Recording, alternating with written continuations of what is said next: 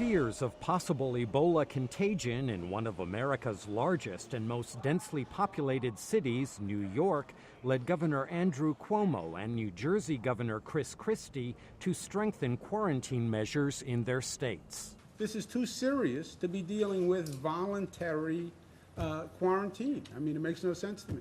We are significantly increasing the screening process for people who want to come into the New York, New Jersey area. We have the legal authority to do it. We're doing it.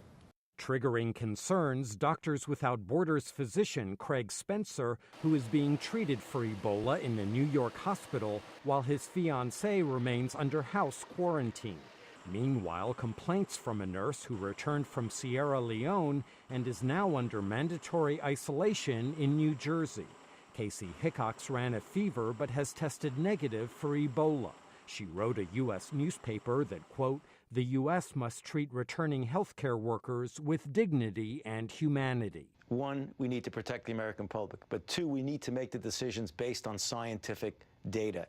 U.S. infectious disease specialist Anthony Fauci is critical of quarantine protocols in New York and New Jersey. The scientific data tells us that people who are without symptoms, with whom you don't come into contact with body fluids, are not a threat. As a scientist and as a health person, if I were asked, I would not have recommended that.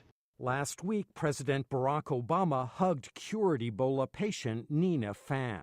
We have to work together at every level, federal, state, and local. And we have to keep leading the global response, because the best way to stop this disease, the best way to keep Americans safe, is to stop it at its source in West Africa.